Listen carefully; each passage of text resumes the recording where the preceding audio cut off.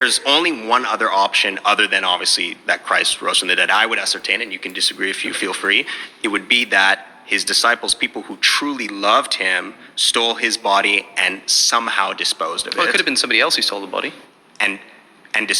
But what motivation would they have to steal the body and dispose of it? Grave robbing was quite popular in that time. But there were guards, around that area. Well, there are guards that are only reported in Matthew. And what does Matthew say about the guards? He's the only person that reports the guards. And what do the guards do? They say that Jesus has disappeared, and the high priests pay the guards to tell people that the body's been stolen. Now, what does Matthew say? He says, and this is a rumor that they went and spread that persists to this day. So the author of Matthew knew that there were people who were saying that somebody stole the body, and intentionally puts these guards there, has this story of the high priest paying them off to spread this rumor in order to combat that rumor. So we know that people in the early church, before the writing of the Gospel of Matthew, weren't in the impression thought that the body was stolen. There's even, Tertullian talks about, this is amazing, Tertullian talks about a theory that some people were spreading that the gardener had stolen the body of Jesus because he didn't want people to come and spoil his lettuces when they came to see him as a shrine. You know, the resurrection story of Jesus has always been an interesting one, and it's one of the things that helped me to deconstruct from the Bible. Especially when you, as we did in a previous live, go over all the aspects of the resurrection, where there are vast difference between the different stories of Matthew, Mark, Luke, and John.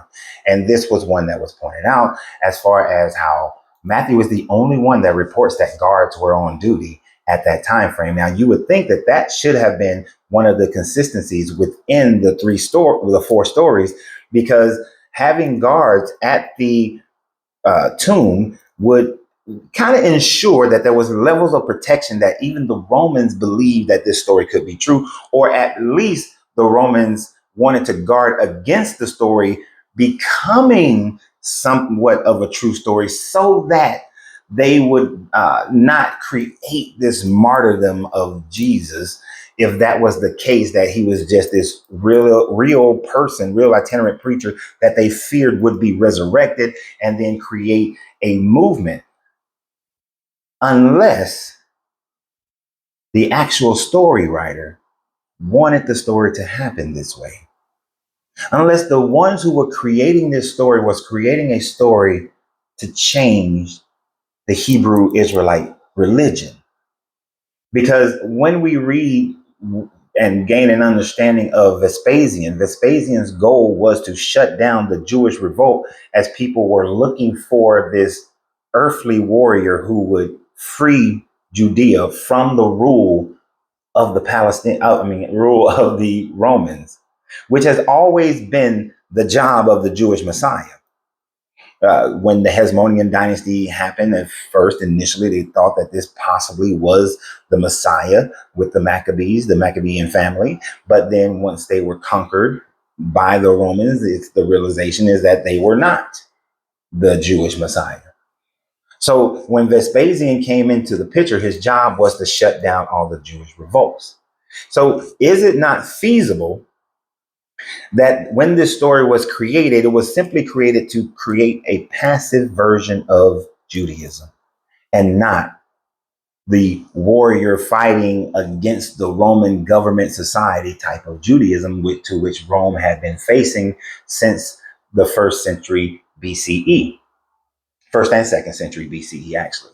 So would it not make more sense for them to create a story where the Jesus does rise, the Jesus is gone, that people start believing in this Jesus who told them to render unto Caesar what is Caesar, start believing in this Jesus that teaches through Paul that whatever government is placed over you is the government that God desired for you. So the gentleman who was questioning was saying that, hey, there was only two choices here, that there was someone who stole the body or that Jesus actually rose.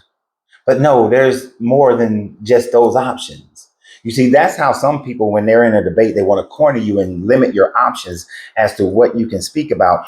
But yes, you can talk about the fact that he did rise, or you can talk about the fact that somebody came and stole the body. But yet we have this story in Matthew where the guards were falling, they fell asleep and the rock was moved and the angel was there and the angel was sitting on the rock. But in the other stories, the angel wasn't there and the angel was sitting inside. Another one, there was two angels, and then another one, the angel was at the head and the one was at the foot, and the other one, two of them just standing there. There's an earthquake in Matthew that removes the rock. In the other stories, the rock is just moved. So there's all types of differences in this story. And the only consistency is that Mary Magdalene was there and that supposedly this Jesus rose. That's it. Those are the only consistencies within the two stories. And for most Christians, the fact that he rose is the only consistency that they need. But like anything, if there are conflicts within the story, then the whole thing becomes wiped out. There, it opens the door for other options. One of those options is grave robbers. Another option, though, is that the resurrection story is just completely made up in order to facilitate a new religion that is passive towards the Roman government, that allows the Roman government to still be in charge of the people on an earthly plane, while the people fantasize about deliverance on a heavenly plane, so that the people who are being oppressed and the people who are suffering will be perfectly fine within their suffering. That they'll look at their suffering as the will of God, that they'll look at their suffering as this is how we make ourselves better for the kingdom of God. That through suffering, we become more angelic. Oh, the first will be last, and the last will be first. The rich man goes to Abaddon, while the poor man goes to Abraham's bosom. So you crafted and created a story that manipulates oppressive people into accepting and loving their oppression and loving their oppressors in order for them to obtain a hereafter that is filled with love and joy and peace. And there is no pain. There is no sickness. There is no war. There's nothing but joy, joy, joy, joy, joy, joy, joy.